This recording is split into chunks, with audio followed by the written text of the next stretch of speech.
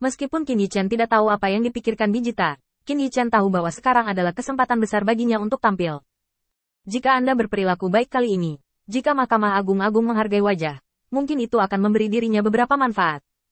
Sepanjang jalan ke tempat utusan itu di penjara, di bawah kekuatan yang diberikan oleh Bijita, dia langsung masuk ke tenda, dan melihat dua orang percaya diikat oleh kekuatan berat.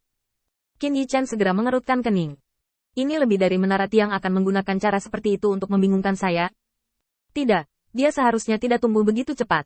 Kenapa ada dua orang? Utusan yang dijaga oleh Fus berkata dengan cepat. Tuan Hui Guang, orang di sebelah kanan baru datang hari ini.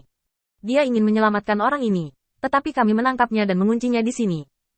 Qin Yichen mengangguk. Setelah mendapatkan kata-kata utusan ini, Qin Yichen dapat membandingkan dengan pernyataan orang ini. Dan kemudian dia dapat menentukan apakah orang ini dikirim oleh Bijita. Kalian mundur dulu. Aku harus menyiksa dua orang ini. Utusan yang dijaga oleh Fus jelas tidak bisa mempercayai Qin Yichen. Sebaiknya kamu biarkan aku tinggal di sini. Bagaimanapun, ini adalah pekerjaanku dan apa yang harus aku lakukan. Aku ingin memastikan bahwa kedua malaikat ini tidak akan diselamatkan. Qin Yichen melemparkan pandangan kosong padanya untuk pernyataan seperti itu. Jika saya seorang pengkhianat, saya akan senang bertemu orang seperti Anda, dan saya tidak akan punya otak.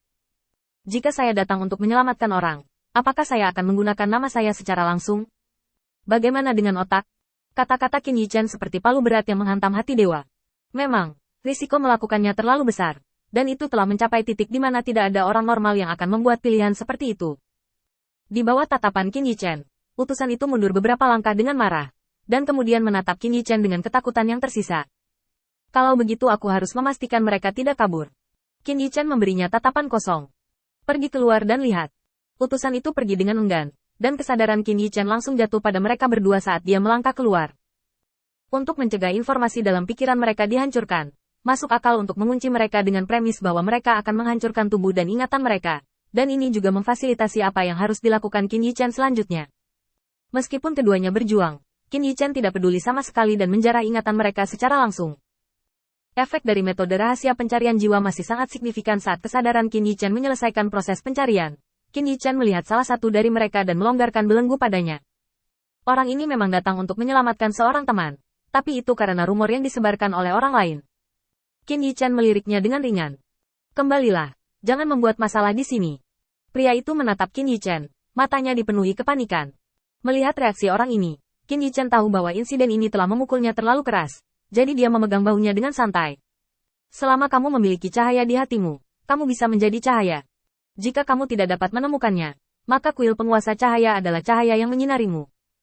Setelah selesai berbicara, Qin Yichen meninggalkan energi spiritual miliknya di tubuhnya.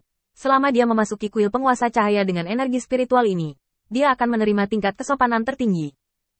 Meskipun demikian, tingkat tertinggi ini tidak layak disebut dibandingkan dengan candi-candi lainnya. Terlepas dari apa yang dipikirkan orang ini, Qin Yichen berubah menjadi embusan angin dan bergegas keluar dari kam dalam sekejap. Dalam ingatan orang lain, Qin Yichen menemukan beberapa petunjuk. Dari tindakannya ketika kesadarannya terkikis, Qin Yichen melihat sedikit ingatan yang tersembunyi. Di sana, di Gunung Xuanshan di seberang kam, ada orang yang menghantui. Sekarang berita bahwa kuil cahaya akan bertarung dengan Mahkamah Agung telah menyebar luas. Mereka yang berani tinggal di sini saat ini adalah orang bodoh dengan otak yang buruk, atau orang yang ingin mengacaukan situasi. Orang-orang yang paling dipertanyakan saat ini, tentu saja, adalah mereka. Saat Qin Yichen bergegas keluar dalam sekejap, di Gunung Gantung, banyak orang naik ke udara dalam sekejap. Ayo cepat, orang-orang yang tidak boleh terprovokasi ada di sini. Aku pergi, ini sangat menakutkan. Kami bahkan tidak takut pada Mahkamah Agung. Mengapa kami harus takut pada orang ini? Ayolah, orang itu sepertinya menyadari sesuatu dan sudah datang ke sini. Sekelompok orang tiba-tiba berubah menjadi burung dan binatang buas dan bubar. Ketika Qin Yichen tiba, dia hanya bisa samar-samar melihat siluet orang-orang ini menghilang di langit. Qin Yichen mengerutkan kening dan langsung memesan. Orang-orang percaya di kuil penguasa cahaya mendengarkan perintah dan memblokir semuanya dalam jarak 1000 mil dengan saya sebagai intinya. Setelah menginstruksikan masalah ini, Qin Yichen memasuki Gunung Xuanshan di depan orang-orang ini. Memasukinya, Qin Yichen melihat beberapa hal kecil. Mereka bisa memblokir semua fluktuasi aura dalam 100 langkah. Ratusan anak tangga di Gunung Gantung ini merupakan tempat mereka menjalani kehidupan sehari-hari. Kecuali api unggun yang masih menyala di cuaca panas seperti itu, tidak ada yang luar biasa. Melihat sekeliling, Qin Yichen yakin bahwa dia tidak menemukan petunjuk yang berguna, jadi dia pergi. Pada saat Qin Yichen muncul, 7 orang telah ditangkap oleh orang-orang percaya yang terkepung, meskipun beberapa masih melarikan diri. Qin Yichen memandang 7 orang yang ditangkap, dengan sedikit kesungguhan di wajahnya. Sekarang beri kamu kesempatan untuk hidup. Katakan padaku cara untuk mengangkat kendali, atau aku akan mengirimmu ke neraka sekarang. Karena itu, Qin Yichen mengeluarkan tentara Tao dan melemparkannya ke Lin Bai. Tunjukkan pada mereka dan lihat apakah itu ketangguhan fisik mereka atau ketangguhan prajurit Tao. Ketika Lin Bai melihat permintaan seperti itu, dia langsung bersukacita. Dia mengeluarkan botol kecil dari tangannya dan menjatuhkan setetes obat hijau tua ke dalamnya. Ketika ramuan itu bersentuhan dengan tentara Tao, semburan asap biru naik, dan tentara Tao berubah menjadi hitam pekat dengan kecepatan tinggi. Terlihat dengan mata telanjang. Saat cairan obat menyebar, tentara Tao terkorosi sedikit demi sedikit, sampai Lin Bai melepaskan tangannya. Setetes cairan obat tidak dikonsumsi, dan sebagian kecil jatuh ke angkasa. Sial, ini adalah seorang prajurit Tao. Mulut seorang pria berkedut ketakutan.